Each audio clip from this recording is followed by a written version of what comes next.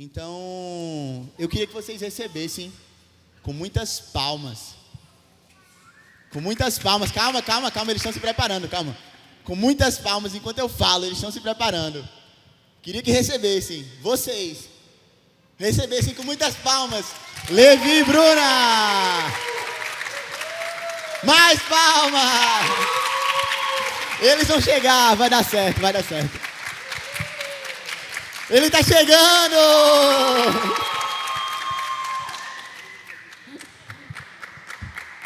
E vai dar certo!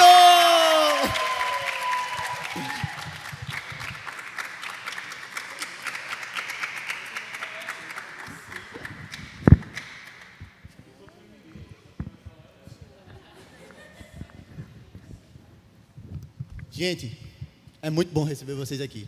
De verdade. É muito bom. Levi já me deu umas 2 porradas na pelada, mas tá tudo certo. É muito bom. Tem que aproveitar. Isso. Por favor, no microfone. Então, Oi. Antes de a gente começar, quem fez pergunta aqui? Lá no Instagram. Beleza. Você que não fez pergunta, mas tem uma pergunta, você vai ter chance. No meio da nossa conversa aqui, vocês estão vendo aquele pedestal lá? Em alguns momentos eu vou falar, tá liberado pergunta. Vocês vão levantar e vão fazer a pergunta na frente deles. Beleza? Então, podem fazer perguntas difíceis. A gente vai colocar o microfone lá depois, é porque não tem um que chega lá. Vai dar certo. Mas, gente, mais uma vez, bom ter vocês aqui com a gente. E abrir uma pergunta minha. Como é lidar com a saudade? Seja vocês estando lá, saudade daqui, vocês aqui agora com saudade de lá. Como é isso? Gente, muito bom estar com vocês também. É uma alegria poder sempre estar aqui na IPBE e participar desse tempo aqui com a live, porque a gente já participou, né? Desse tempo antes de ir para Guiné-Bissau, né? A gente estava conversando ali fora. Bia, Gabriel, que hoje já estão aí na casa dos adultos, a gente era adolescente. Tá revelando nossa idade aí. Não, eu era adolescente nessa época. Gabriel era criança. Mas muito bom estar com vocês. Obrigado pelo convite. A gente se sente muito honrado em participar desse momento e tentar responder às perguntas, né? Eu vou usar o meu direito de ficar calado em alguns momentos para eu não me incriminar, mas não se preocupe, o que a gente souber a gente responde. Então, Alex, acho que a saudade é uma das coisas mais difíceis no campo missionário. A gente sofreu muito, principalmente no começo, né? A gente saiu daqui da IPBE e nossa vida na igreja era muito intensa, né? De domingo, finais de semana, durante a semana, todas as nossas atividades eram na igreja. Mas para mim, principalmente o domingo, era o dia sempre mais depressivo da semana, porque no começo a gente não tinha igreja, né, para ir. A gente às vezes participava do culto em outro local e era só pela manhã, então ficava o resto do dia naquela saudade terrível, né, da igreja, dos amigos, da comunhão, né, e isso foi bem pesado no começo. Mas pouco a pouco acho que vai mudando o cenário, né? A sua casa vai deixando de ser aqui, vai começando a ser lá, e agora que a gente está aqui, a gente está sentindo falta da nossa casa, né? Do silêncio da aldeia, do cheiro de fumaça, do barulho dos grilos, das cabras berrando, das crianças fazendo bagunça na varanda com os meninos. Tô com saudade das cabras.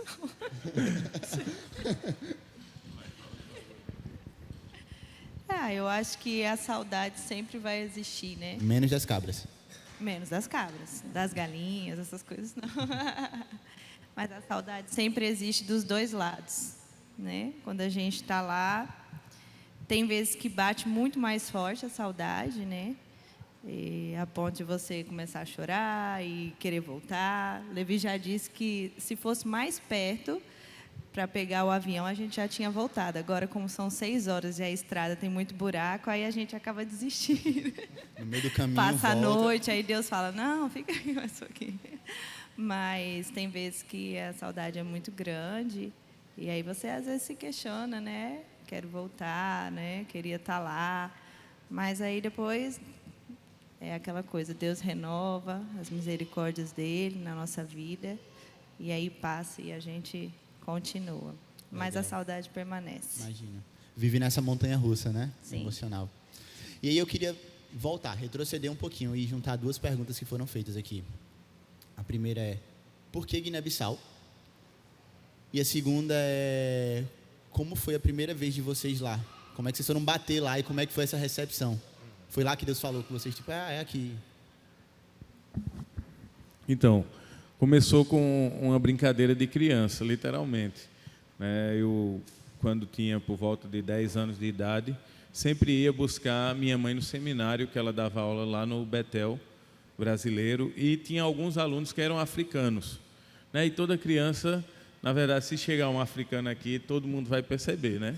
Porque eles são bem pretos mesmo. Tem uns que são até quase azul. E criança curiosa, às vezes fala que não deve, eu sempre ficava querendo saber como era no país deles e tal, essa coisa toda. E essa curiosidade, em 2005, se tornou um convite por parte de um casal de missionários, que ele é africano e ela é daqui de João Pessoa, e estudaram nessa época lá no Betel. E eles disseram, Levi, por que você não vai lá passar um mês lá com a gente, dar aula de música, falar sobre música na igreja, que na época eu era bem envolvido nisso. E eu animei, e meus pais concordaram, e foi quando eu fui para lá pela primeira vez, em 2007. Foi sozinho? Fui sozinho, tinha acabado de completar 18 anos, nunca tinha saído, na Paraíba já tinha saído assim, mas nunca tinha andado de avião. E foi o seguinte, eles iam me receber lá, só que para eu chegar lá eu tinha que passar em 2 países ainda. Então eu saí de Fortaleza, peguei um voo para Fortaleza, depois peguei outro voo para Cabo Verde, depois outro voo para o Senegal para poder chegar em Guiné-Bissau. Foi uma experiência assim fantástica. Eu, quando cheguei em Cabo Verde, não consegui falar com a minha família que tinha chegado. Passei quase um dia sem comunicação com ele. Meu pai já estava ligando para a embaixada, querendo vender a casa para ir atrás de mim. Mas, graças a Deus, cheguei bem e deu tudo certo. E depois dessa primeira experiência, Deus foi cativando o meu coração, principalmente para esse país, né? Vendo a necessidade deles, espiritual, social, e a gente foi mais outra vez em 2008, né? Eu tive lá pela segunda vez, por um período de 3 meses, e em 2014 a gente foi com a equipe da nossa igreja, aí Bruna fala a partir de agora. Sim, senhor. Você que manda. Então, em 2014, nós estávamos noivos. E aí a gente foi em janeiro e a gente casou em maio. Então, estava bem pertinho do casamento. O Levi disse que era o teste, né? Se eu não gostasse, aí já era, cancelava tudo. Mas, então, a gente foi o pastor Renan, Taizinha. Ela tinha 17 anos, né, Taizinha? 16 anos. E Rose Dame foi, irmão Geraldo, Marília. Então foi uma equipe bem legal e a gente ficou lá na casa do missionário Tony e foi muito boa a experiência para mim, né? E Deus já estava confirmando no meu coração antes de chegar lá, né? Desde que eu conheci Levi, eu tinha um chamado missionário, mas ainda não tinha o direcionamento para o lugar. E aí, conhecendo ele, Deus foi confirmando no meu coração junto com ele que seria Guiné-Bissau. E quando chegou lá, Deus só fez confirmar, né? Isso cada vez mais. E aí, depois que a gente casou, a gente foi no mesmo ano que a gente casou no final, dezembro de 2015. Nós fomos para lá para passar 3 meses. E aí fomos só nós 2, então foi diferente, né? Não era com uma equipe e a gente ficou vivenciando ali no dia a dia daquela família missionária. Era esse o objetivo, vivenciar como uma rotina, como é uma família missionária. E ficamos lá acompanhando eles nos trabalhos e também visitando aldeias. O objetivo dessa viagem era a gente definir em qual aldeia a gente ia trabalhar. Então, a gente começou cada dia a gente ia visitar algumas aldeias e a gente foi visitar Cintia Sama, né, que é onde a gente mora hoje. Por quê? Porque já havia um trabalho que existia lá. O missionário Tony, ele não morava nessa aldeia, mas ele dava suporte, né? Então, começou uma escola lá e ele dava esse suporte e a gente já tinha contato, então, por conta disso. E teve uma das vezes, você quer contar ou eu falo dessa experiência? Teve uma das vezes que a gente foi almoçar lá, a gente foi almoçar na casa de um feiticeiro, ele já faleceu, mas ele era bem famoso, assim, né? Outras pessoas da Europa vinham procurá-lo. E ele chamou, nós fomos almoçar lá. E, naquele momento, o Levi orou ao Senhor, né? Falando assim, começou a chuviscar, né, amor? Começou a chuviscar, e lá o período de chuva é bem certinho, assim, sabe? Então, em dezembro, não chove. Mas começou a dar um chuvisco. E aí Levi falou, ai, Senhor, seria tão bom se o Senhor mandasse assim um sinal claro, poderia ser com a chuva, mandasse um sinal claro para que a gente entendesse se é aqui mesmo ou se é em outro local. E aí, como bom presbiteriano, a gente sempre diz, né? Deus não é obrigado, não é obrigado a nada, né? Por favor, se o Senhor quiser. Mas, ok, ele fez essa oração e quando chegou em casa, ele compartilhou comigo, lá na casa do missionário, né? E ficamos em oração. Aí, quando foi à noite no cultinho missionário, a gente estava lá, cultinho missionário não, cultinho familiar, a gente estava lá com os missionários e, de repente, começou a chover.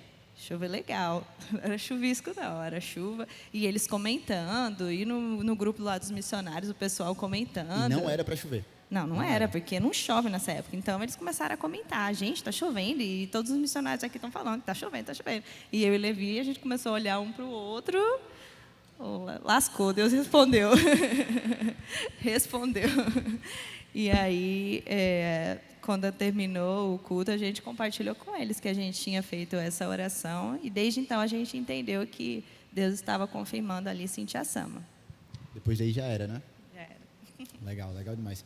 Isso que você relatou, Bruna, é algo muito interessante, porque quando a gente olha para experiências missionárias, a gente vê certas situações que não são corriqueiras aqui, digamos assim, numa capital, mais urbanizado, enfim. Como é que foi a adaptação de vocês lá? E vocês já passaram por outras experiências assim, que tipo, bicho, isso aqui não tem muita explicação não, isso aqui é um negócio muito louco. Então, a adaptação foi difícil, né? Uma cultura muito diferente da nossa. Quando a gente chegou lá em março de 2018, um mês depois a gente começou a construir a nossa casa na aldeia, né? E morávamos com esse outro missionário numa aldeia vizinha, a uns 11 quilômetros de distância, mas todo dia sempre estávamos lá na obra e também na vida da aldeia, né? E depois que fomos morar lá, mudamos, né, literalmente, aí começou mais esse conhecimento de como eles são, de como nós somos, né? Sempre tinha algumas situações que Bruna estava lá lavando o prato na cozinha e tal, e de repente a gente disse, rapaz, acho que tem alguém olhando para mim aqui.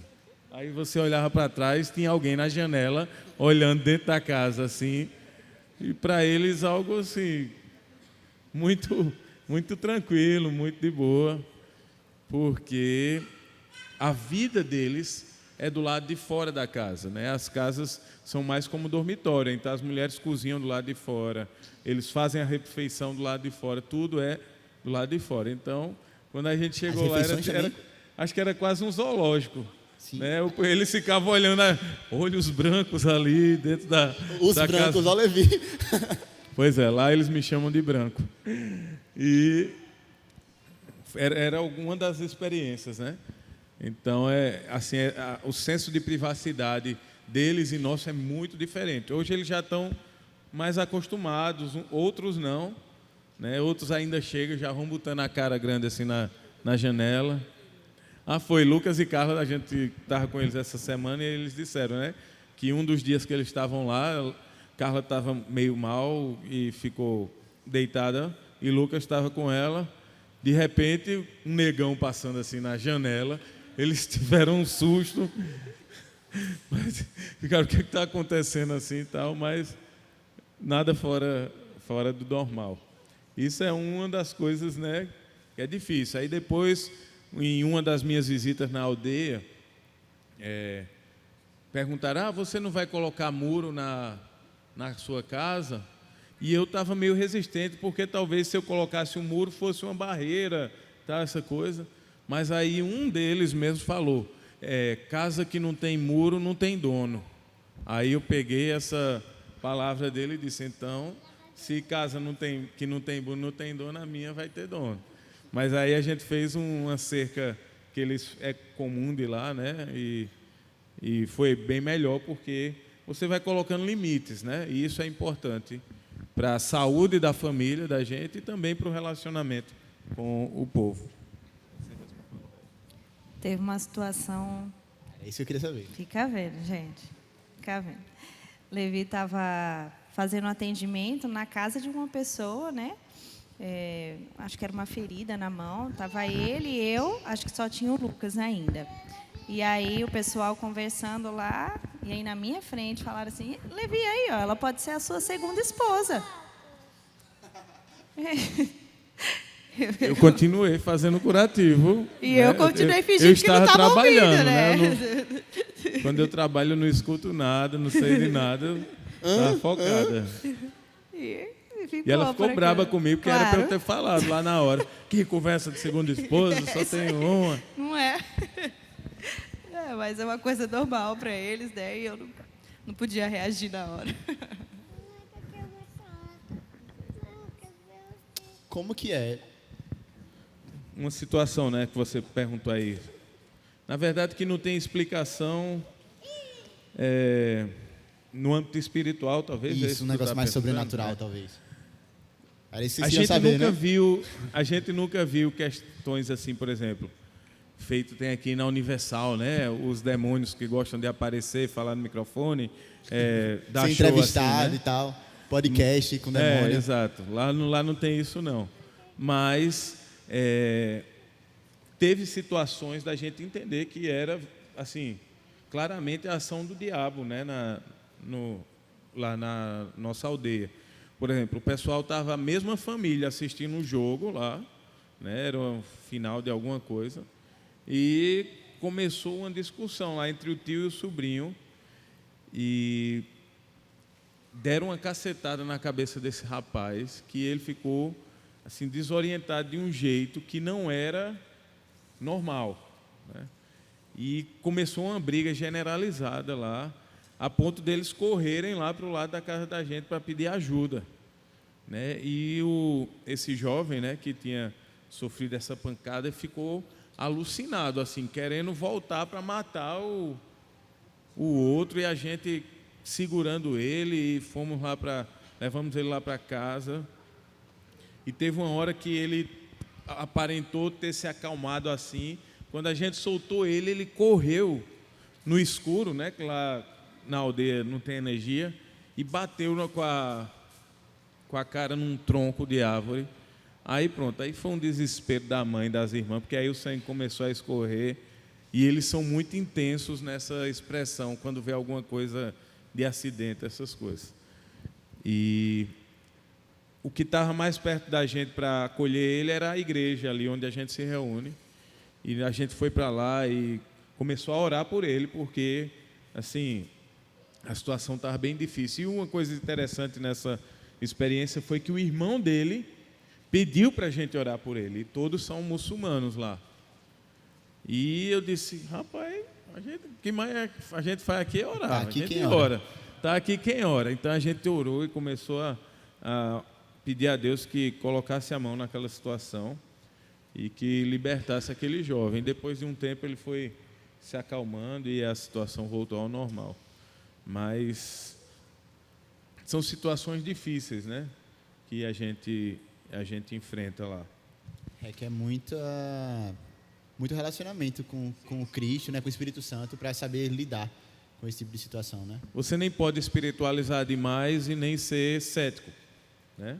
Porque Entender senão que existe, que está ali, não é? Exatamente. Mas é como lidar com aquela situação. Exatamente. Interessante demais. Ei, vamos abrir para uma pergunta? Sofia, joga lá a negócio.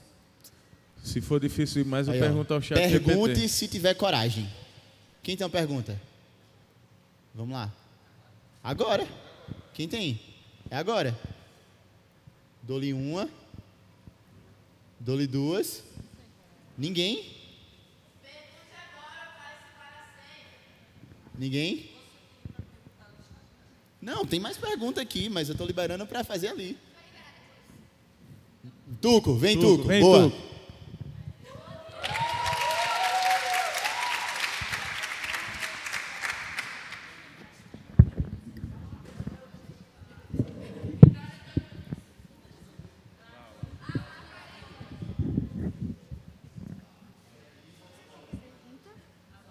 Pode ser qualquer pergunta.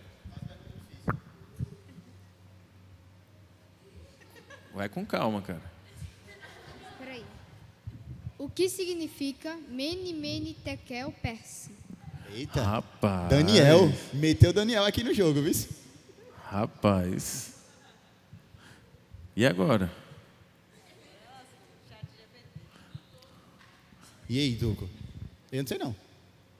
Eu não lembro. Eu sei que foi um episódio onde Deus ia manifestar o juízo dele, né? Lá na época de Daniel, e essas palavras surgiram lá no...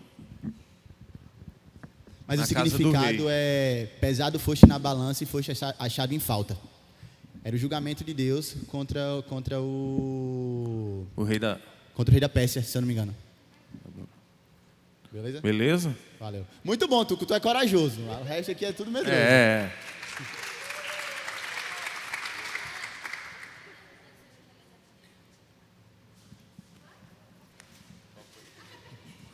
Ela pergunta aqui. Sim, pode perguntar lá. Oi, Ana Boa Laura. noite, Ana Laura. Como foi para vocês aprenderem o idioma? E, tipo, como vocês aprenderam? Foi lá mesmo ou fizeram curso antes? Vocês aprenderam? Aprendemos. Então, lá o idioma oficial do país é o português, certo? É um país de língua portuguesa. Ah, é fácil, né? Mas não é a língua falada pelo povo, né? Nas cidades, eles se comunicam através do crioulo, que é uma língua relativamente fácil. Muito do crioulo vem do português, do espanhol, de algumas outras línguas. Então, a gente hoje já fala assim, já domina, já tem um nível avançado do crioulo. Só que aí lá na nossa aldeia, eles falam a língua materna da etnia, que é o fula. E o fula é muito difícil, não tem nada a ver com português, não tem nada a ver com crioulo. Então precisa-se do dom de línguas mesmo para poder entender o fula. E a gente não teve sucesso em relação à fula, porque lá na aldeia ninguém é alfabetizado na língua fula, também não é no português. Então, quando a gente ia ter aula, né, a gente fazia isso quase que diariamente, 3 vezes por semana, às vezes, Bruna preparava a aula e um nativo ele servia como informante. Então, ela perguntava, como é que eu digo eu vou para a escola? Aí ele ensinava lá, você vai para a escola.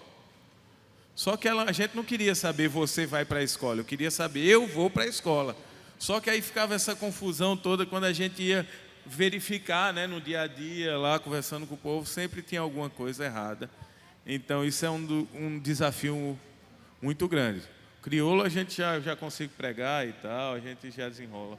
Mas fula é um Crioulo. desafio até já hoje. consigo ouvir áudio na velocidade número 2 de Eita, um nativo, então já está bem, né? Vamos tentar aí para vocês perceberem a diferença do crioulo para o fula, né?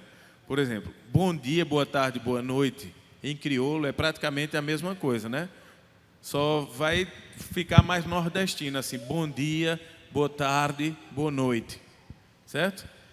Já em fula, se você falar bom dia logo cedo, você vai falar afine. Fala como? Afine. Afine? Isso. Se for depois das 11, você vai falar ao ere. Tem adolescente aqui que até às 11 ainda é cedo. Ainda é cedo, né? Se você for falar bom dia, o primeiro bom dia, para várias pessoas, é de outra forma. Se você for falar o depois das 11 para várias pessoas, é de outra forma também. Então, tem várias variações, né? Aí é bem complicado e a gente está lutando ainda por essa língua. O dom de línguas, né? Pelo Orando dom pelo dessa, dom de línguas. o dom dessa língua que eu quero. As outras eu ainda não estou orando, não. Mas dessa eu... Gente, como é que é a rotina de vocês lá? Uma rotina diária. Assim, ó. Tá vendo? Não, e aí pegando o gancho já, como é a rotina e como que é a criação de filhos e a educação dos filhos. Fale boa noite. Diga seu nome. Fine, né? Não, Fine é bom dia. Boa noite é um Kiri. É um Kiri. Como é a pergunta mesmo? Como é a rotina de vocês? É grave. Nossa rotina, vou falar mais... dá para falar de todo mundo. Levi, ele mais a parte externa, assim, né? Então, se der 7 horas da manhã, já tem alguém lá no portão esperando ele para fazer atendimento de saúde. Aí a gente fala, não, espera um pouquinho, a partir das 8 horas, vamos fazer o atendimento de saúde, né? E é ali mesmo na varanda da nossa casa, porque ainda não tem uma clínica. Então, também criança, antes das 7, vai aparecer por lá. Agora a gente já consegue controlar ali e falar, não, espera um pouco, Rebeca ainda vai tomar o café, vai escovar os dentes, vai fazer isso, depois vai sair. Lucas também. Então, a gente consegue ter esse controle. Mas a casa sempre ali muito movimentada, né? Muita gente procurando, ou as crianças, principalmente as crianças, procurando bastante. Tá. Aí acontece isso, né? Exatamente isso. E eles ficam com a gente o tempo todo, né, gente? A gente não tem rede de apoio, não tem ninguém ali para cuidar. Então, eles ficam com a gente, o que a gente estiver fazendo, e aí, principalmente comigo, né? Eu fico bastante com as crianças, e aí a gente faz essa separação, assim. De manhã, eu dou aula para o Lucas, eu faço homeschool com ele, mas ele também vai para a escola lá da aldeia. Então, de manhã eu estou com ele, estou um pouquinho com Rebeca, mas fica um tempo curto, depois ela vai brincar. E nisso, Levi fica com a Bia fazendo os atendimentos ali. Fazendo atendimento, indo visitar alguma pessoa, visitando a aldeia, conversando com as pessoas, né? Porque a parte do evangelismo é assim, né? É você visitar, você conversar, você estar ali na vida deles. Criar relacionamentos, não é? Relacionamento, com certeza. E aí, eu trabalho também na escola, não dou aula lá na escola da aldeia, né? Mas trabalho mais nessa parte administrativa e tudo mais, e faço muita coisa de casa, porque não tem energia lá na escola, né? Mas tem energia solar na minha casa. Então, sempre estou ali, e a escola é como se fosse ali na porta, né? Ali na entrada. Então, é bem pertinho a escola de casa. Então, trabalho praticamente ali dentro de casa o dia todo, né? Saio para cumprimentar as pessoas, para ver as crianças. As crianças têm muita liberdade, isso é maravilhoso. E aqui elas estão sentindo um pouco, né, por conta disso, porque não tem amigos toda hora. Lá tem amigo toda hora. Se não tiver o que fazer, vai lá para fora. Vai ter o que fazer, vai ter gente lá para brincar com elas, né? E a gente, claro, a gente controla para elas não saírem na aldeia sozinhas, né? Lucas já tem mais liberdade, porque ele já está um pouquinho mais velho, mas as meninas a gente controla ali. Mas até Bia, ela sai, brinca um pouquinho ali por fora na varanda, volta de novo. E como ali na nossa casa, o único lugar que tem bicicleta, patinete, patins, é tudo ali, então é quase... O playground de todo mundo. É o playground. Quando eu estou estressada, é ótimo. Quando eu estou estressada, é ótimo.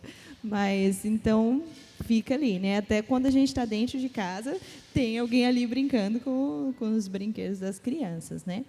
Então, é assim, é muito atendimento de saúde que Levi faz, né? Então, as pessoas vêm procurar, e visitas, conversas e trabalho da escola. Legal, legal.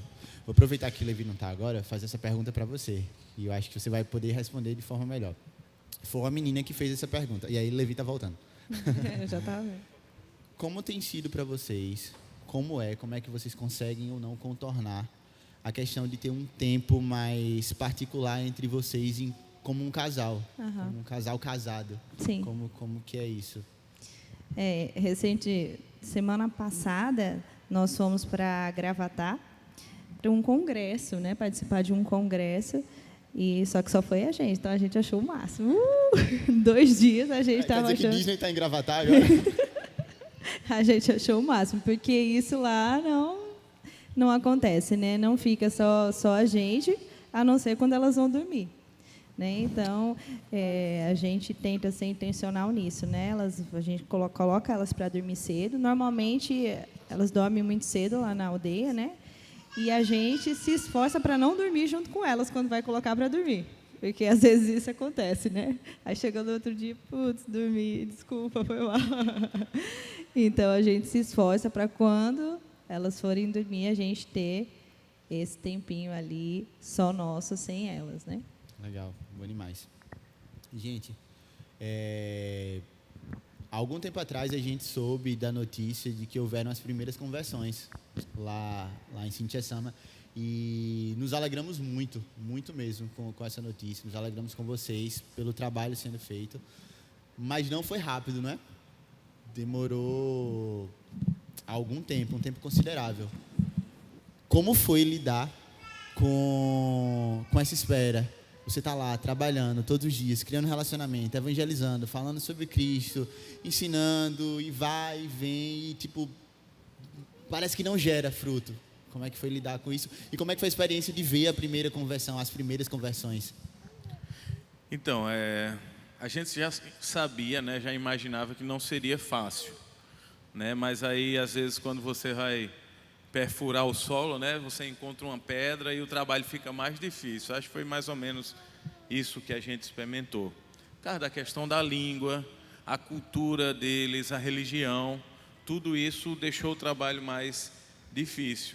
Então, depois de alguns anos, né, a gente convivendo com eles, participando da vida deles, eu sempre procuro, por exemplo, tem funeral, eu estou lá, tem casamento, eu estou lá, tem batizado, eu estou lá. Sempre eu estou participando da vida da aldeia para diminuir essa distância, né, entre a gente e eles. E quando a gente fez o primeiro culto, no dia 31 de outubro de 2021... Vocês chegaram em qual ano? Chegamos em março de 2018. Então primeiro só em 3 anos 2021, depois, né?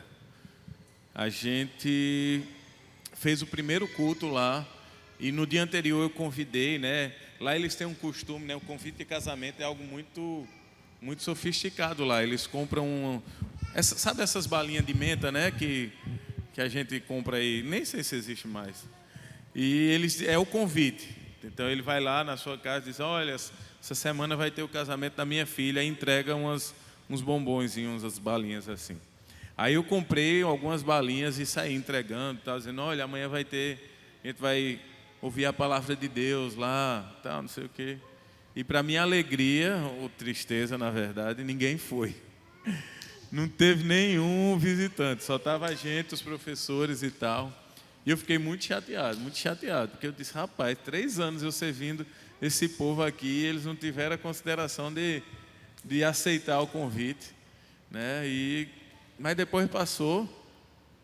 O interessante é que naquele dia daquele culto eles resolveram matar uma vaca, né, e vender a carne, que geralmente acontece isso na aldeia, mas eles fizeram na frente, assim, 50 metros de onde a gente estava fazendo o culto.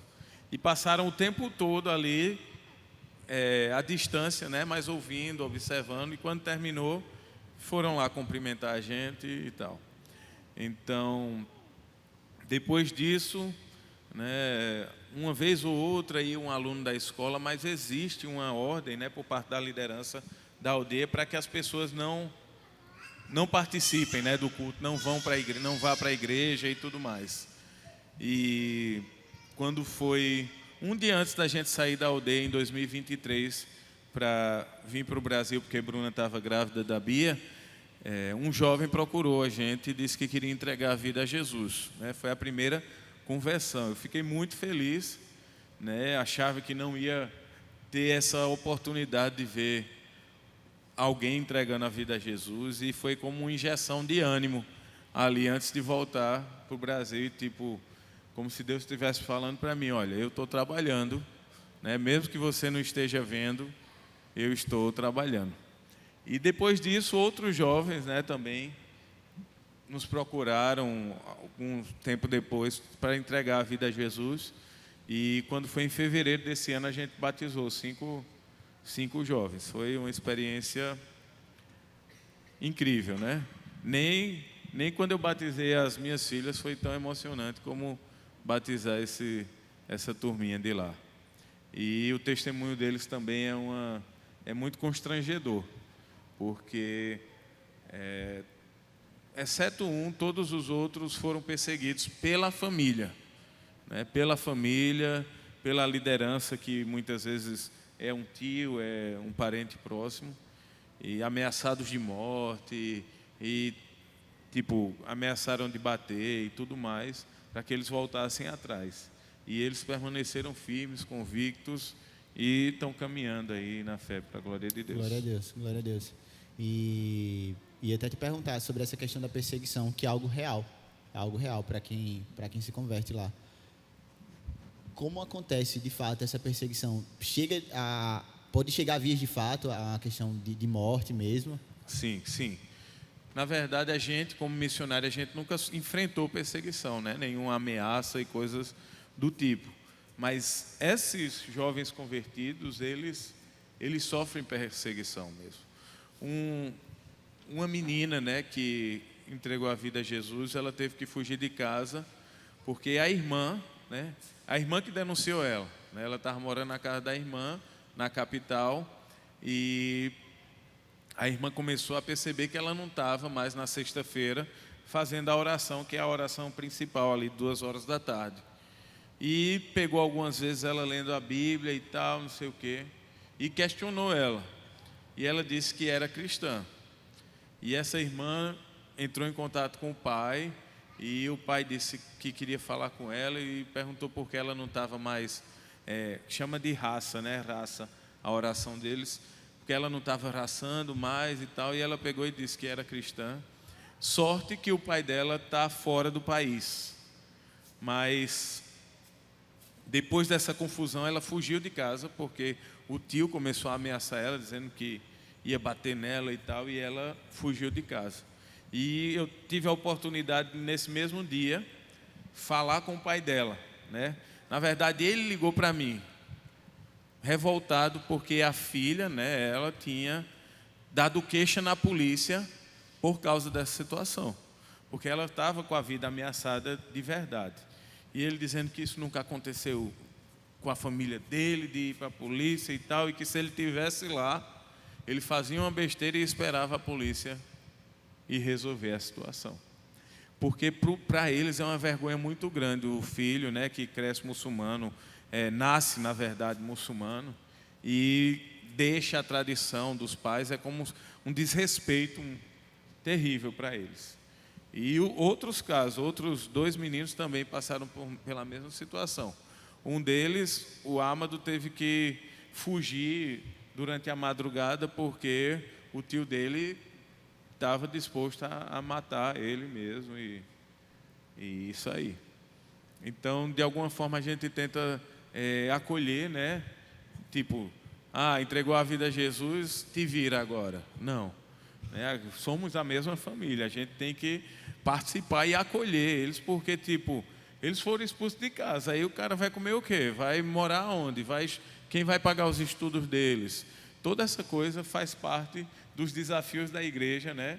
Que muitas vezes a gente não tem esses desafios aqui na nossa realidade urbana e religiosa e familiar do nosso país. Então, alguns deles estão na capital. A gente entrou em contato com outros missionários que têm projetos na capital e que acolheram eles e estão vivendo a vida cristã, estão morando com outros cristãos e indo para a igreja, estudando, tudo tudo isso aí? De fato constrange, não é? Porque a gente vem e olha para o nosso contexto e às vezes, sei lá, tocou uma música que eu não gosto na igreja, eu não quero saber mais de Jesus, vou sair, né?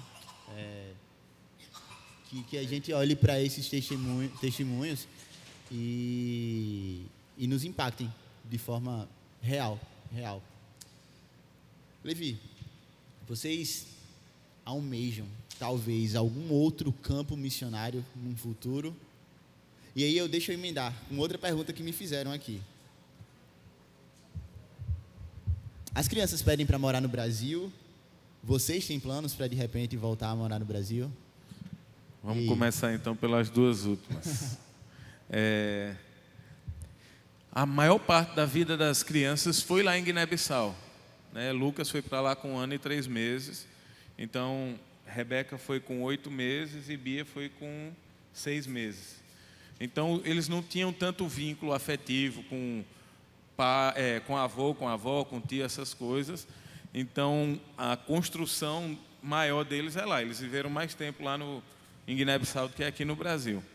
Então, quando a gente está aqui, quem foi que falou, amor, hoje? Ou foi ontem? Foi Bia, foi? Da Tabanca? Bia, acho que hoje, né, perguntou alguma coisa da Tabanca. Rebeca, é Tabanca, pelo amor de Deus? Tabanca é aldeia em crioulo, desculpa aí. Ah, tá. Rebeca também sempre comenta que está com saudade das amigas dela. O Lucas. Existia a possibilidade de eu voltar antes de Bruna, né? E por causa do início das aulas e tal, agora no final de setembro. E Lucas disse que queria voltar comigo, por causa das aulas, dos amigos lá e tal. Mas acabou que esse plano foi deixado de lado.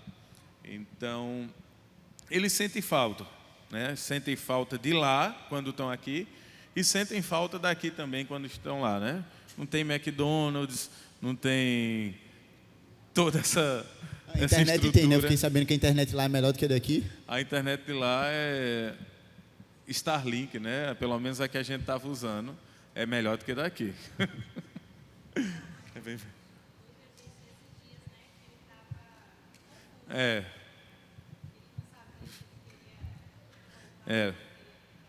Lucas disse que estava confuso, não sabia se queria voltar, se queria ficar. Quem decide é ele, né? É verdade. Por enquanto quem está com essa chave na mão somos nós. E a gente, quando saiu daqui, o nosso plano era 10 ou 12 anos, talvez, né? Pensando que nesse tempo a gente conseguiria ter convertidos, prepará-los para assumir a igreja, né, o local, mas, como eu disse, o trabalho foi bem mais lento do que a gente esperava. Mas, diante de umas situações que tivemos recentemente lá, né, umas dificuldades, quem acompanha sabe que a gente interferiu num casamento de um adolescente e isso gerou um conflito aí com a liderança da aldeia. Acho que foi a primeira vez nesses 7 anos e meio que a gente pensou, rapaz, talvez esteja chegando a hora da gente partir para outro lugar, né? Confesso que o Brasil não é o plano A. O Brasil não é o plano A. A gente sabe da necessidade, né, daqui, da nossa região, do nosso país. Mas eu vejo tantos missionários na minha frente que podem atender essas necessidades. Eu estou vendo alguns também então, por aqui. A gente ainda não tem perspectiva de voltar para o Brasil. Né? Eu tinha dito para a Bruna, né? Olha, depois que eu saí do Brasil, agora é só para mais longe do Brasil, para mais perto férias, de casa. né? É só subindo. Só para passar férias O aqui, Himalaia, para o Tibete, aquelas regiões ali. né? E aí, Bruna? Não? Mas é isso aí. Eu acho que talvez um outro campo missionário, começar tudo do zero, né? Arrancar os tocos, né? Que a gente fez em 2018. Mas estamos na direção do Senhor. Nosso chamado é para falar de Jesus para os perdidos. Seja eles brancos, pretos, amarelos, europeus, africanos, não importa. Onde estiver perdido, a igreja precisa cumprir a missão. Amém. Glória a Deus. Bruna, a gente tem uma pergunta para você aqui. Consegue ver aqui rapidinho?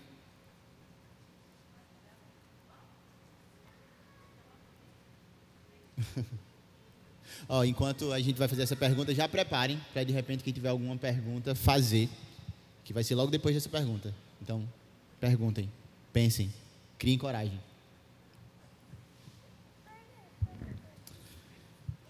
Bruna, você conseguiu fazer amizades no campo missionário? Sim? Se sim, como foi isso? Se não, como tem sido isso também? Como você lida com isso?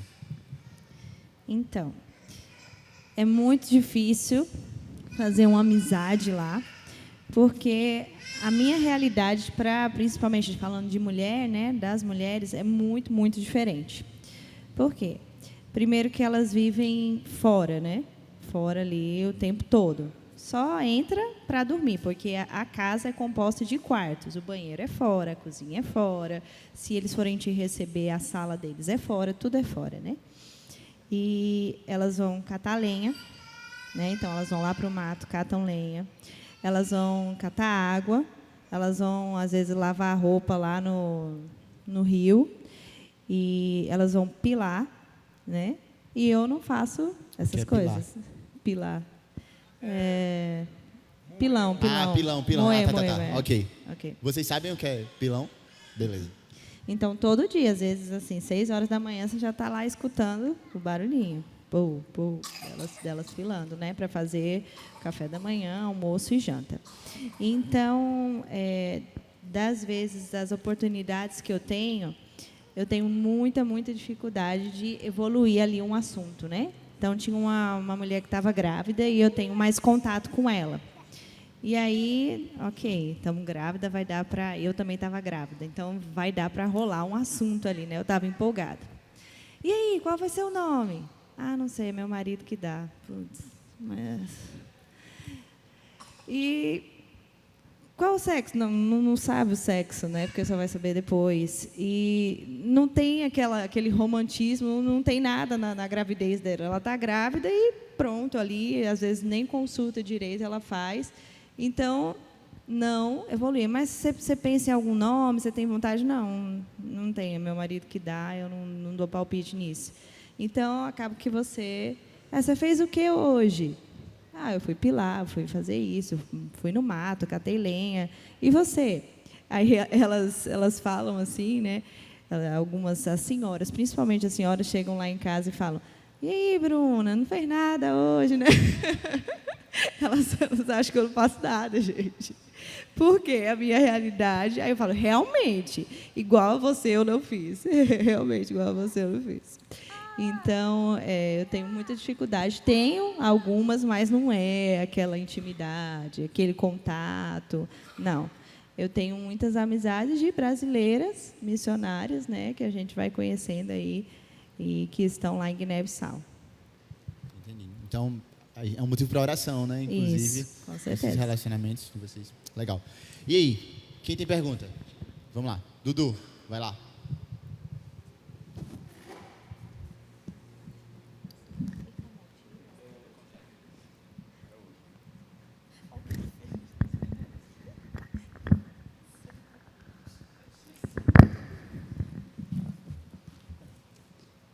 Oi. Bom? Tudo bem? É que você falou... Fala no microfone, Dudu. Vira ele assim, ó. Posso Baixa, pegar? baixa. Pode, Pode fica à vontade. pegar. Você falou dos líderes lá, que era infarente lá, que não deixava fazer as coisas. Eu queria saber, tipo, o que é que pode, o que é que não pode, se pode evangelizar e se você já teve algum problema com os líderes de lá. Show de bola. Eduardo, é? É, Dudu. Pronto, valeu. Quando o que é que aconteceu, né?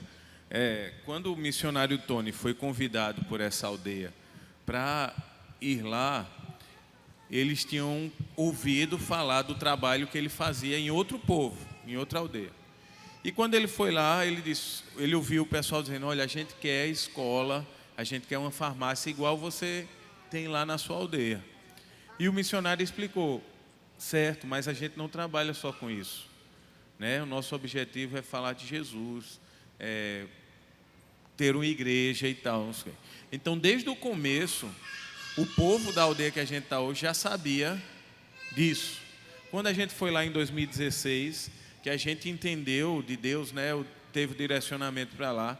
Antes da gente voltar para o Brasil, a gente fez uma reunião também e disse, olha, se Deus quiser trazer a gente para cá, Ele vai fazer.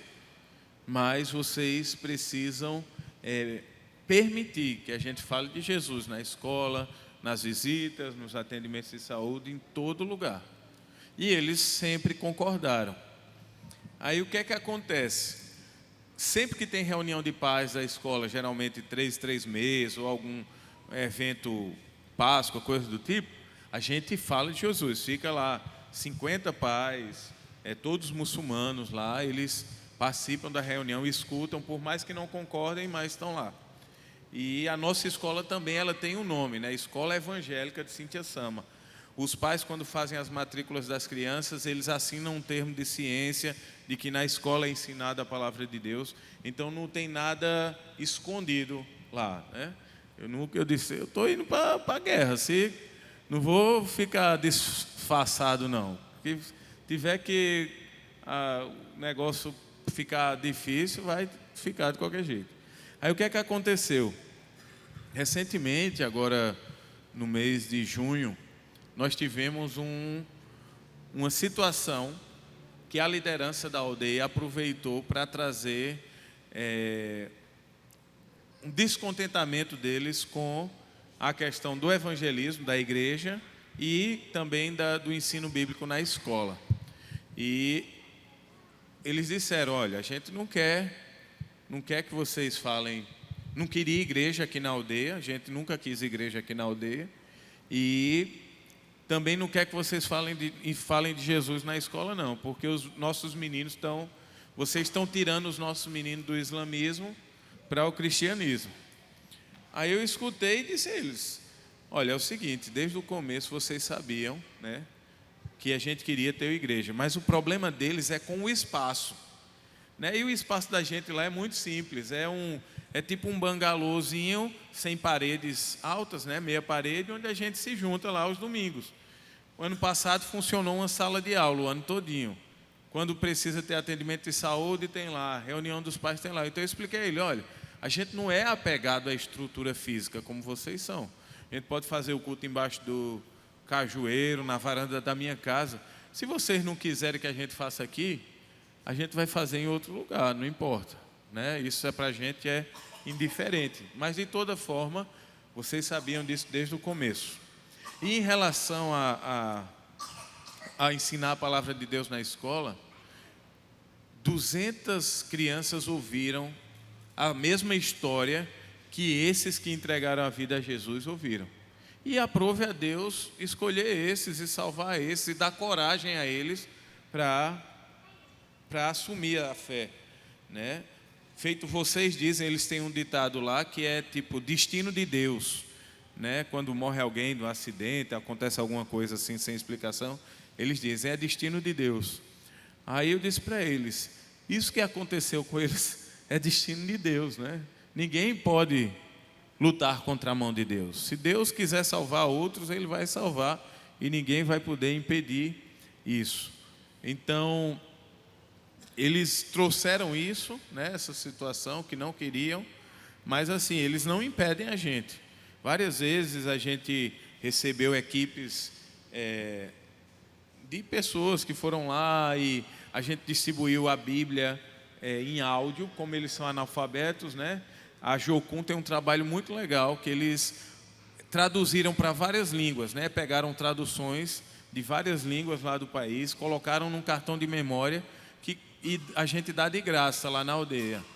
E eles podem escutar a Bíblia, o Novo Testamento principalmente, na própria língua lá, a hora que quiserem pelo cartão de memória. Isso é uma coisa muito... Que bacana. Muito abençoadora. Muito legal, muito legal. Mais perguntas? Sofia, depois Lucas. E depois a Nara e depois Lucas de novo. E depois Marcos. Ah, agora vocês estão com coragem, né?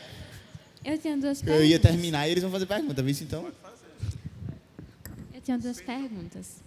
A primeira é, tipo, quais foram as estratégias que vocês usaram, estratégias, assim, de fala, de comunicação mesmo, para espalhar o evangelho para esse povo, tipo assim, de forma que eles não se sintam desrespeitados, sabe? Tipo, de forma compreensível e clara.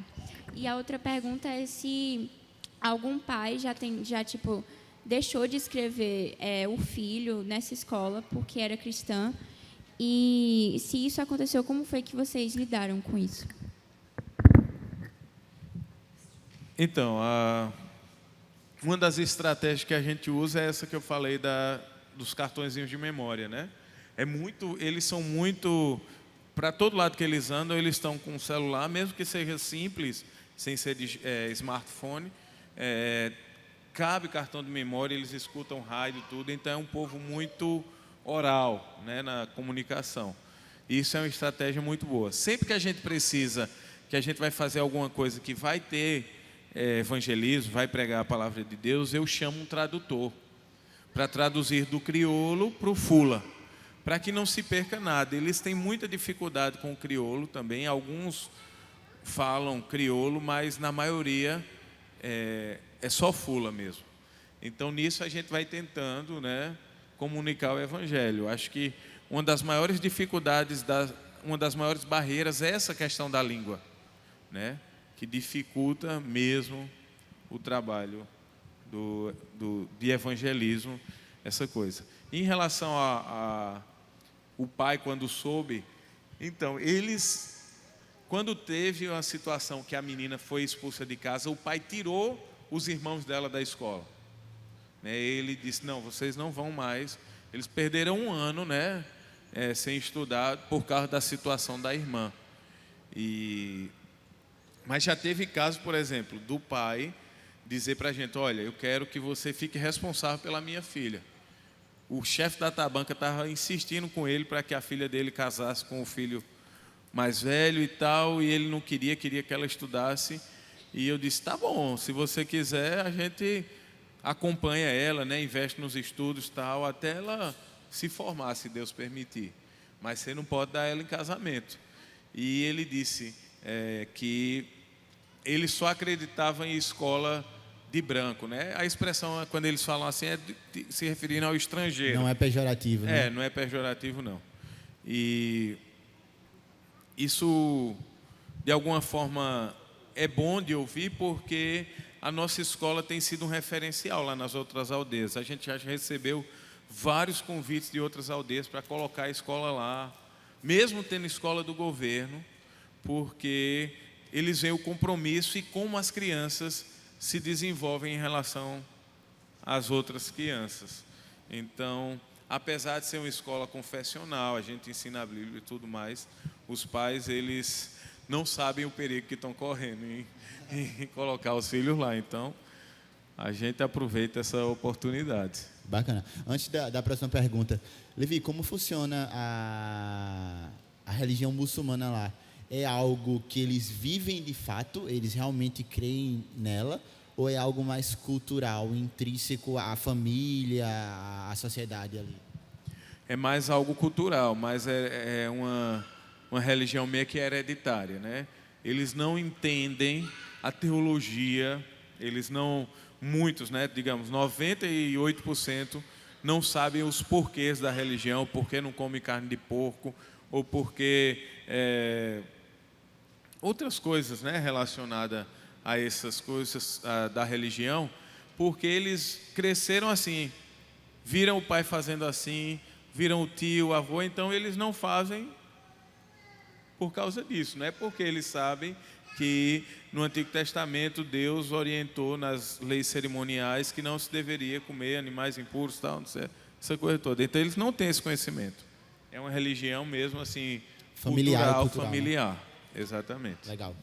Lucas.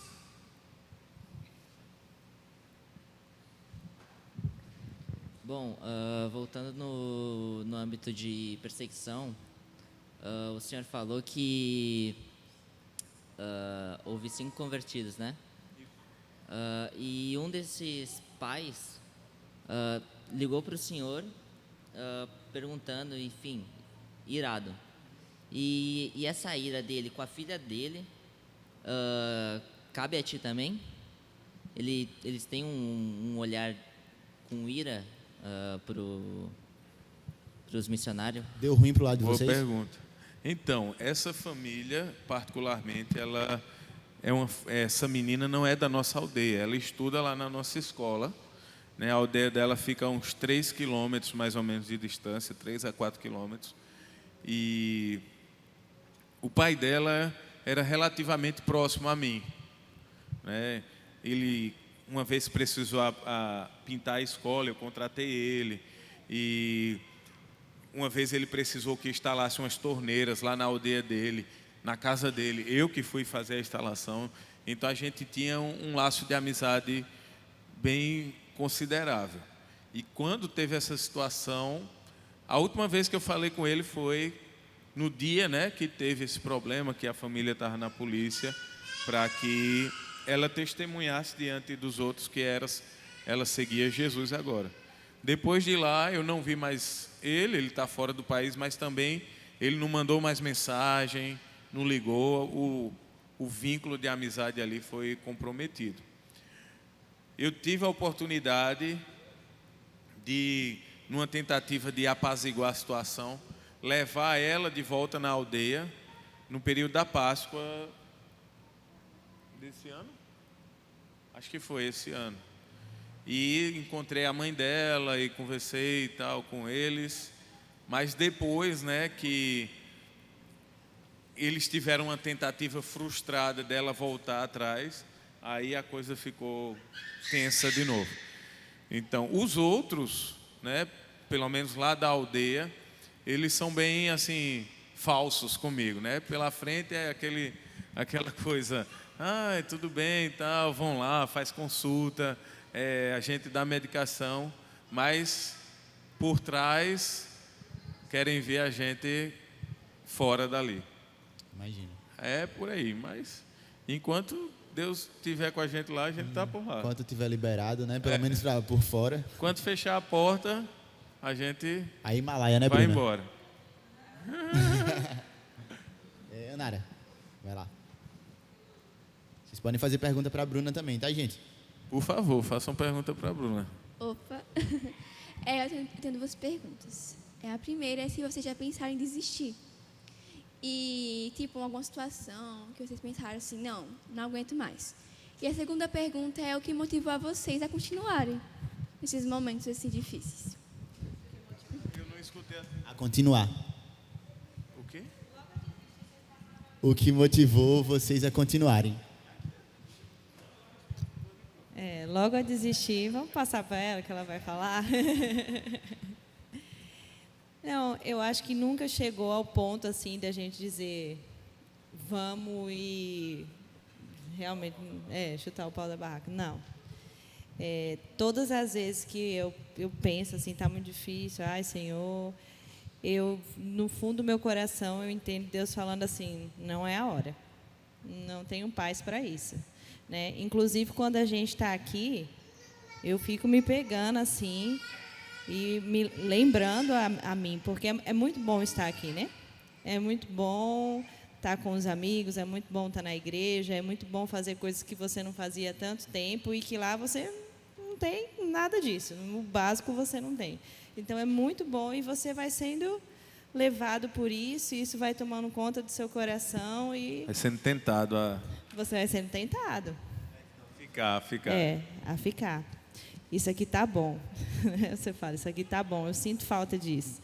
Eu fico brincando, né, que uma das coisas que a gente mais sente falta é estar nos cultos ao domingo, estar na igreja e do louvor, especificamente assim do louvor, o louvor em português, o louvor com aquela melodia que você, né, que envolve o seu coração.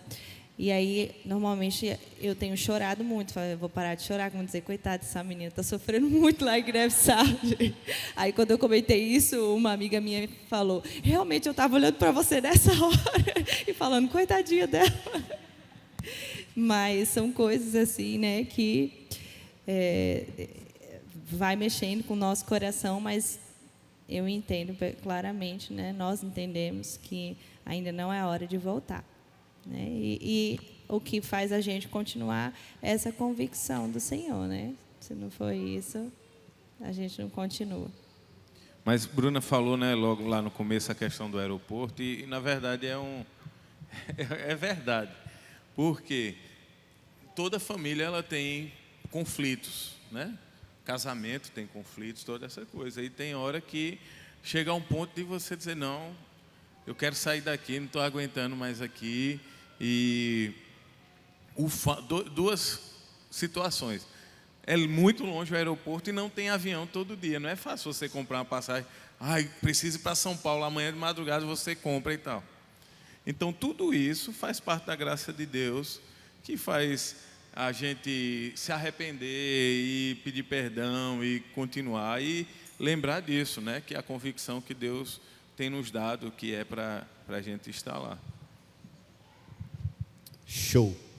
Próxima pergunta, Marcos. Lucas? Vai, Gabriel, tu é mais velho. Vocês ficaram decidindo aí quem vai e quem não vai? Levi, tu falaste que vocês não sofrem perseguição de fato. Mas tu comentou também que quando eles estão na tua frente, eles são gente boa, educados, mas nas costas eles falam de vocês. Eu queria saber, não teve perseguição de fato, mas vocês enfrentaram dificuldades, tipo, o líder da aldeia lá disse que mandou cortar a água de vocês, um exemplo. Queria saber se teve algum tipo de dificuldade que eles meio que fizeram para ver se vocês desistiam de ficar ali. Certo. Muito bom. Então, a questão da água na verdade, a gente que dá água para a aldeia, em um lado da aldeia. Então, quem pode cortar a água dele sou eu. Quando tu fica com raiva, né? Quando eu fico com raiva, eu não abro o registro.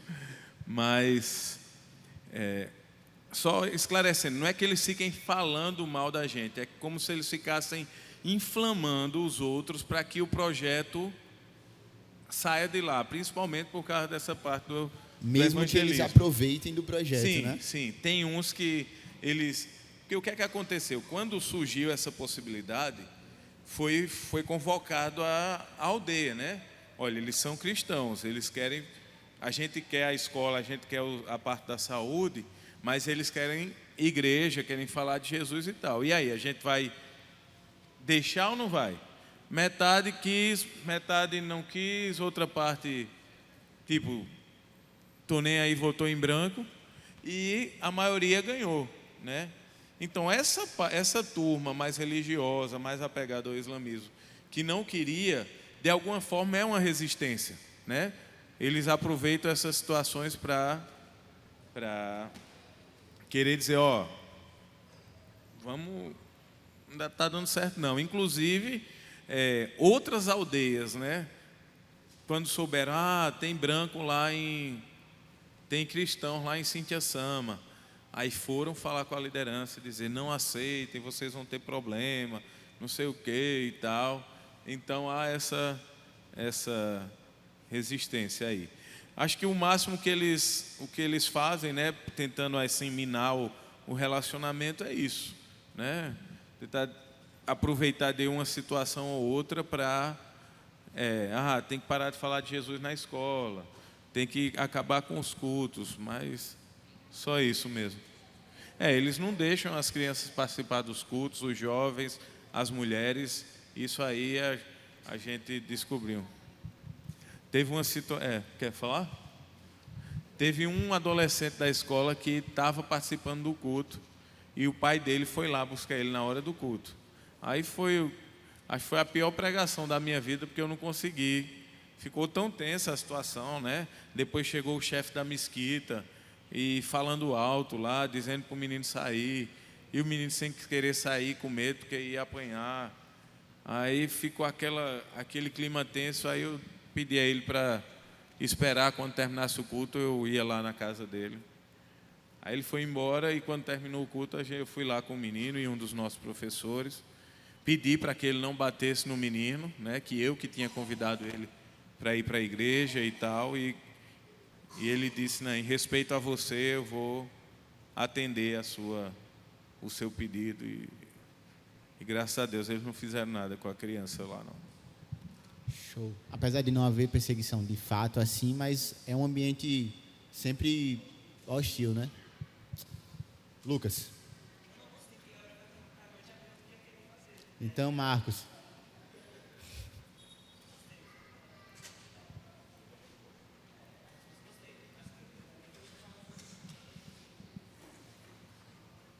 Pessoal, as 3 últimas perguntas.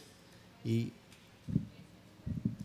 tem Pedro e mais 2 se quiserem. Bianca, mais um. E Tuco lá de novo. Vai lá, Marcos. Boa noite. Tu pode... Eu queria saber que, tipo, vocês estão lá ajudando no quesito educação, mas eu queria também saber como vocês, tipo, lidam com a educação do filho de vocês. Se vocês, tipo, vocês mesmos que educam eles e qual a língua que vocês, tipo, tentam realmente fazer eles aprenderem. Se é o português ou se é mais a língua lá falada. Antes de tu responder, só uma coisa. Eu sei que Lucas lê mais que todo mundo aqui, ó, que eu tô vendo. Só para começo de conversa. Então, Lucas é o filho deles. Esse Lucas aqui... Você falou o quê? Que Lucas é mais o quê? Lê muito mais do que eles aqui. Muito mais. Mais do que eu, inclusive. Então, eu alfabetizei Lucas em casa, né? Desde quando a gente foi para a Guiné, a ideia era fazer educação domiciliar, ensinar em casa, por conta da dificuldade de aprendizagem que a gente tem ali na aldeia, né? Embora a gente esteja na direção, mas a gente tem toda uma questão de que as crianças elas chegam lá sem nunca terem tido contato com nada, né? Os pais, a maioria dos pais, ou quase nenhum, né? Sabe ler, sabe escrever, não foi alfabetizado. E tem a questão da língua, que as crianças têm que aprender o português na escola, mas elas só falam o fula.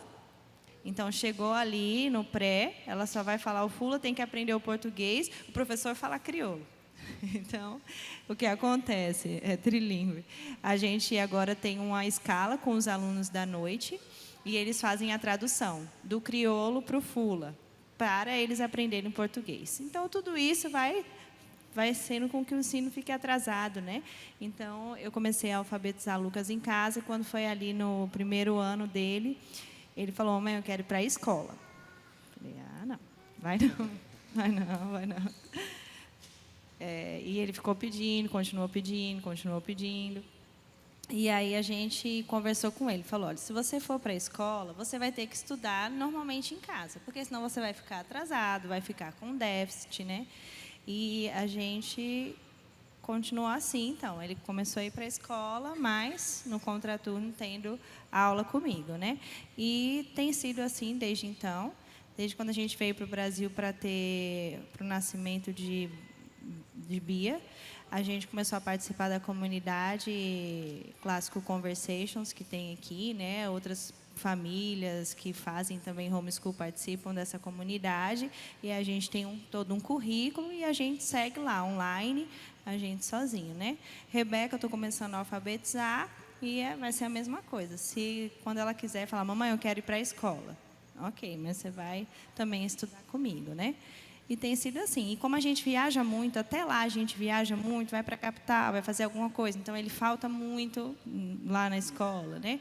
Então, é tudo em casa mesmo. Agora, as aulas começam em outubro lá, né? O ano letivo é de outubro até junho. Então, vai começar e ele vai estar aqui.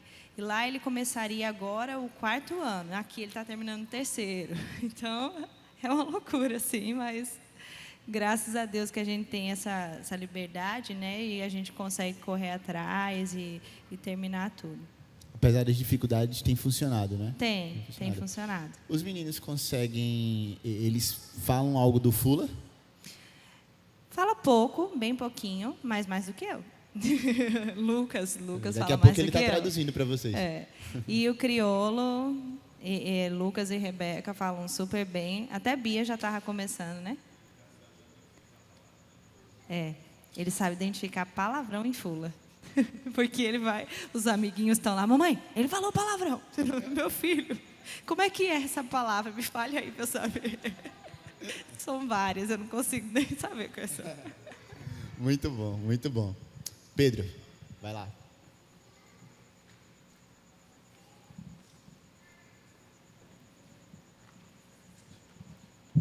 Ele até escreveu a pergunta.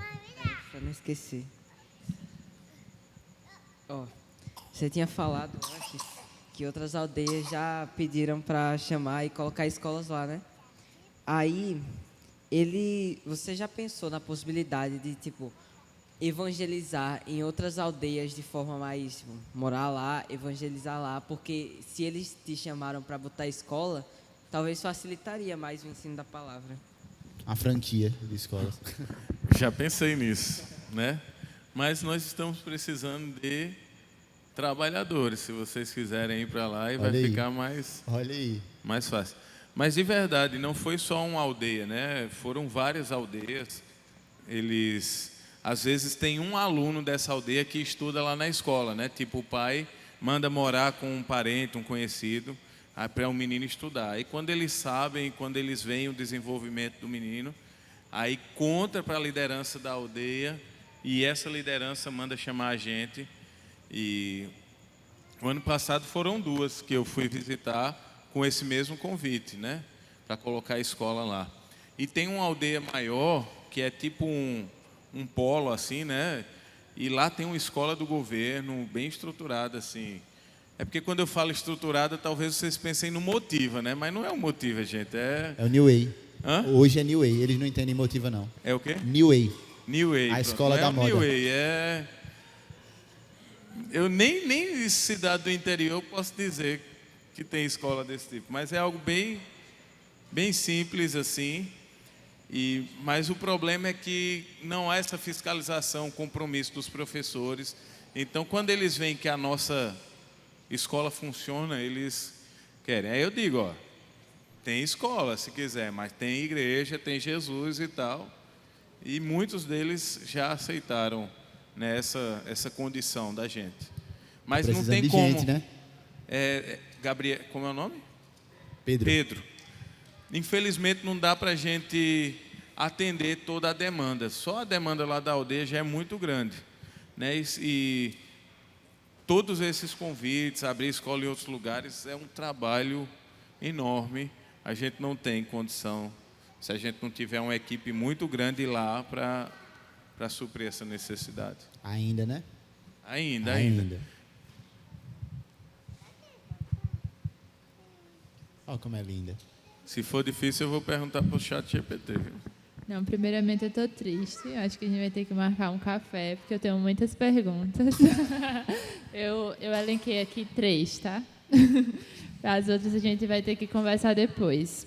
Tá bom. A primeira é, vocês amam o povo? Tipo, a aldeia que vocês estão, vocês ainda têm essa dificuldade da língua, então... Bruna, por exemplo, falou que tenta ir um vínculo maior com as mulheres, mas não consegue tanto pela realidade. Então, vocês conseguiram realmente nutrir um amor por eles? Essa é a primeira. A segunda é... Sim, vocês conseguiram, nesse tempo, vocês já estão há bastante tempo lá, mas vocês conseguiram achar alguma coisa da cultura deles que faça um link maior com o Evangelho? E você citou uma delas, que foi falando aquela questão do destino de Deus, né? Um ditado ali deles que você conseguiu trazer de alguma forma para... Não foi exatamente o Evangelho, mas trouxe para a realidade cristã. Você conseguiu pensar em alguma outra? E a terceira é... Vocês mencionaram que a família os meninos não têm tanto vínculo com a família por ter passado mais tempo em Guiné do que... Em Guiné que fala? Em Guiné do que aqui no Brasil. Como que a família reage a isso? Como que o fato deles não conseguirem ter esse vínculo tão bom com as crianças? Quer começar? Eu tentei só 3, hein? Vamos lá. Lembra a primeira, por favor, aí, que eu me perdi. Ok, certo. Então, é muito difícil essa questão do relacionamento por causa da distância cultural. No seminário, eu escutei muito disso, né? De amar um povo e tal, não sei o quê. E eu acho que, por exemplo, eu sinto falta da convivência, do relacionamento que eu tenho com eles e tal, tudo isso. Mas digo a você que eu estou lá, né, ou permaneço lá não porque amo eles, é porque eu amo a Jesus. Já teve hora de eu querer matar eles, assim, de raiva, por causa de questões culturais e tudo mais, né? Mas acho que essa é a convicção. Você ama as pessoas, mas por causa de Cristo, né? Ele que sustenta a gente lá. Porque às vezes vem aquele sentimento de Jonas, sabe? De você falar, vocês estão amaldiçoados, Deus vai mandar ira sobre vocês e ficar esperando cair fogo do céu na cabeça deles. Mas a convicção, né, e o nosso amor por Cristo Jesus é que faz a gente permanecer independente desses nossos sentimentos pecaminosos, né, e tudo mais. Em relação à ponte com o Evangelho, é um pouco complicado, porque o islamismo, né, por mais que eles não tenham com uma convicção teológica da religião, eles têm uma cultura que é regida pela religião. Então eles fazem as orações, eles fazem as festas, os sacrifícios, tudo mais. E por ser uma religião organizada, diferente do animismo, né, que acredita nos espíritos, nas forças da natureza, essas coisas, eles acabam tendo mais pontos de conflito com o cristianismo. Então, às vezes, pontos tensos como Jesus, o Filho de Deus, Jesus ser Deus, todas essas coisas acabam criando uma barreira, né, um ponto de tensão ali entre eles, né? Então, vou tentar ver se eu respondo a tua pergunta com uma situação que a gente viveu. A gente construiu uma casinha de palha para quando a equipe que foi da igreja fosse ficar os homens hospedados lá. E eles me ajudaram nessa construção da casinha, porque é uma casinha típica deles. E quando foi na quarta-feira que a gente estava cobrindo a casa de palha e tal, faltava acho que 20% para terminar, e eles disseram que iam ter que parar, porque já estava ficando de noite. E eu disse, não, então amanhã a gente continua, né? Eles disseram, não, na quinta-feira a gente não pode trabalhar. Eu disse, hoje por quê? Eles disseram, não, a gente não cobre casa de palha na quinta-feira não, porque senão pega fogo. Aí eu disse, não, rapaz, vamos cobrir, tem nada não. Não vai pegar fogo não. Ele disse, não, a gente não faz não. E eu disse, mas por que você não faz? Ele disse, não, os nossos grandes, né, os nossos antepassados que disseram que se cobrir a casa na quinta-feira pega fogo. Eu disse, mas vamos fazer um teste então? A gente cobre, se pegar fogo, pegou, se não pegar... Aí eles dão uma risada e dizem, você quer envergonhar os nossos grandes, né? Então eles preferem permanecer na ignorância ou no erro do que encontrar a verdade. E isso reflete também na questão do Evangelho. Eles têm muito medo de descobrir que Jesus é a verdade. Então, para eles é mais fácil não escutar ou se afastar, não ir para a igreja, rejeitar totalmente, para que eles não caiam nesse risco, né, de descobrir, caramba, tudo que eu aprendi não era verdade, e eles têm muito medo disso. Bacana. Teve outra pergunta, a terceira. Como que a família aqui... Certo. Então, quando a gente vem aqui para o Brasil é sempre uma luta, né? Porque fica querendo, não volta não, já deu tempo, fica por aqui e tal, não sei o quê. E sempre se aproxima, né? A gente está na casa da minha mãe, minha irmã mora lá, minha sobrinha, então esse período sempre fica mais intenso, né, esses vínculos. Mas tanto a minha família quanto a família de Bruna sempre nos apoiou muito, né? No começo é muito mais difícil a questão do desligamento, mas depois eles entendem e são parceiros nossos. Acho que, Neguinha, você podia falar do seu testemunho em relação a seu pai, né? Quando você decidiu vir fazer o seminário e tudo mais. Corra aqui, corra. Rapidinho.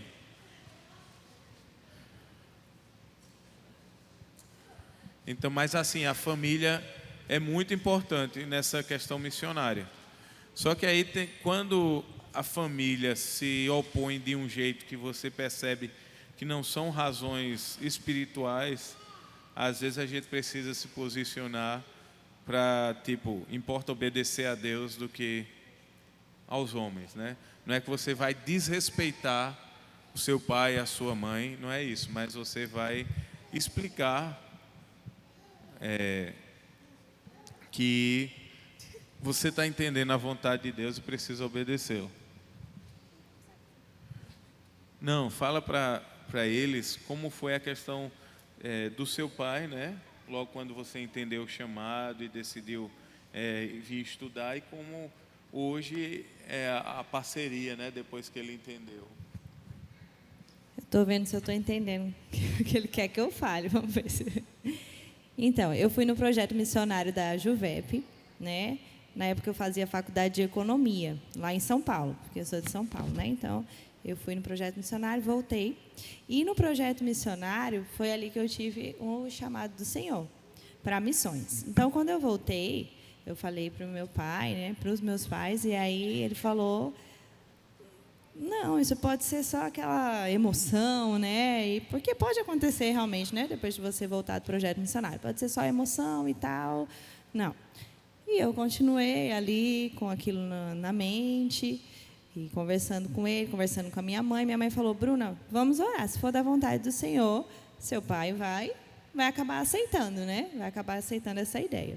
E aí comecei a ir atrás de seminários, conheci a Juvep, né, no projeto missionário da Juvep, e fiquei muito interessada com o seminário. Falei, quero fazer seminário. E aí falei para o meu pai, e ele falou, não.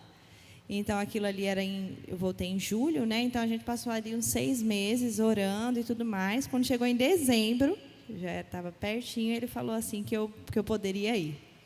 E aí ele disse isso porque achou que eu vinha e que logo depois eu ia voltar e que não ia dar certo. Aí ele se deu mal nessa. E aí foi acontecendo, né? Fiz o seminário, aí casei com Levi e aquilo ali já estava...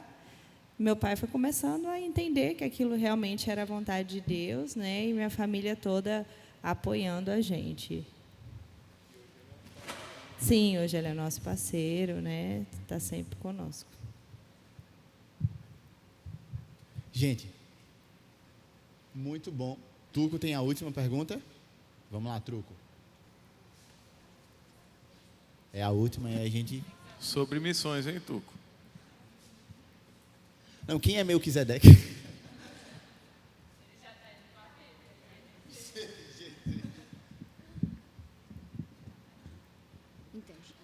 Queria perguntar uma coisa para você, Reverendo Levi. Reverendo Qual Levi. sentimento você sente ao chegar em Guiné-Bissau e quais são as expectativas futuras no campo missionário?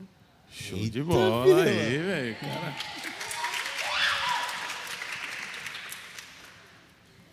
Então, eu gosto muito de Guiné-Bissau, né? Apesar das dificuldades sociais, econômicas. Mas quando eu chego lá, eu já não me sinto tão estrangeiro, né? Eu sinto falta da minha casa, da minha cama, da nossa vida lá, de acordar de manhã, olhar a janela lá, o jardim que a gente inventou, e ver o povo lá já me esperando para alguma consulta, mas eu só saio às 8 horas. E tudo isso... faz parte, né, desses laços e desse amor que a gente sente pela missão que que nós estamos hoje. Em relação às expectativas, confesso que quando eu voltar que eu vou saber mais como é que estão as coisas, como é que está o clima. Aí tu grava um vídeo pra gente e manda. Vou ter que responder por vídeo. Mas essa semana a gente recebeu mensagem do pessoal de lá, dizendo que estava com saudade, perguntando quando a gente ia voltar, que está demorando muito. E sempre é uma festa quando a gente volta. A gente acho que mandou algum vídeo, né, na nossa chegada em 2021, quando a gente voltou com a Rebeca.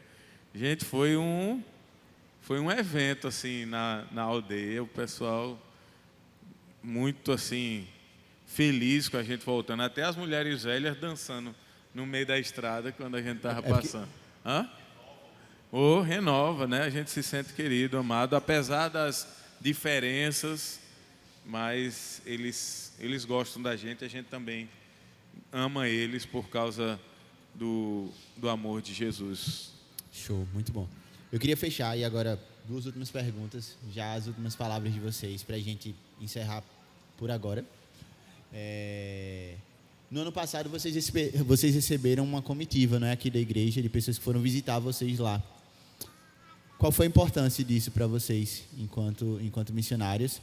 E a segunda pergunta, seguindo essa, o que é que vocês podem falar para, de repente, alguém que almeja viver integralmente da missão, viver para o Evangelho e dedicar toda a sua vida à obra missionária? Então, foi uma bênção receber a equipe da IPBE, né, o pessoal da nossa terra, que fala a nossa língua, da nossa igreja, que nos enviou. Isso foi um presente de Deus mesmo, né? E eles poderem ver, né, o que a nossa igreja está fazendo, né? Eu gosto de pensar que não são os missionários que fazem missão, é a igreja que faz missão com os missionários, né, com os seus missionários. Então a gente é parte dessa igreja, nós somos a IPBE lá em Guiné-Bissau, do jeito que somos também a IPBE lá em Bimirim, em Serra Branca, em Sumé, em Praia de Campina. Então é a nossa igreja, né, nessa missão. E quando chega lá a turma é um bálsamo, um refrigério, porque é como se a gente tivesse um pedacinho da nossa família, da nossa casa lá com a gente, né? Então é bom para os meninos ficam felizes da vida. É sempre difícil as despedidas, mas de alguma forma a gente vai se acostumando com isso. Então foi muito edificante, né, receber. Eu me lembro que uma das noites lá, acho que a gente estava organizando o material para trabalhar dia seguinte, e Dário pegou e disse: cara, bicho, deixa eu te dar um abraço aqui. E me deu um abraço assim, pense como foi importante, né, aquele abraço e esse tempo para a nossa família. E a outra pergunta, quem quiser, né?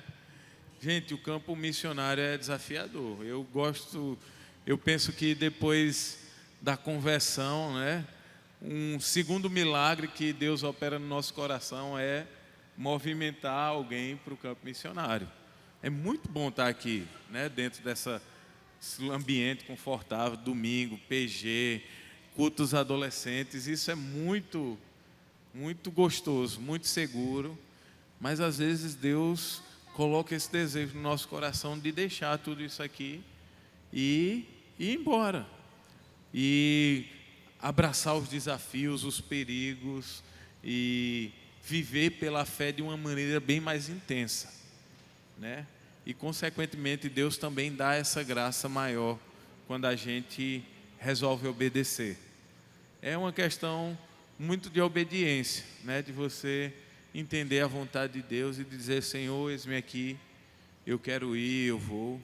E tenha certeza que a satisfação de estar servindo ao Senhor nos campos missionários é gigantesca. Apesar de tantas lutas, dificuldades, desafios, o Senhor, Ele preenche o nosso coração de uma maneira especial. Bacana, muito bom. Gente, a gente vai encerrar por agora. Foi muito bom, muito, muito bom. A conversa foi muito legal, a gente aprendeu muito com vocês. E a gente vai ter um lanchinho ali agora, se de repente vocês ainda estiverem aqui e o pessoal quiser conversar com vocês. Foi muito bom recebê-los. Eles vão embora sem falar com ninguém. Então, que a gente possa continuar... Ora, tá caindo uma palhinha tua, Levi. Tá difícil, o violão não tá colocado. A gente coloca próximo mês ele para tocar. Continue orando por Bruna, por Levi, pelos meninos, pela obra missionária, pelo avanço do Evangelho. Que Cristo possa ser exaltado, não só aqui em João Pessoa, não só no Brasil, mas em Guiné-Bissau e em todo o mundo. Vamos levantar, vamos orar para a gente encerrar. Marcos, tu pode vir aqui para orar por eles, por favor?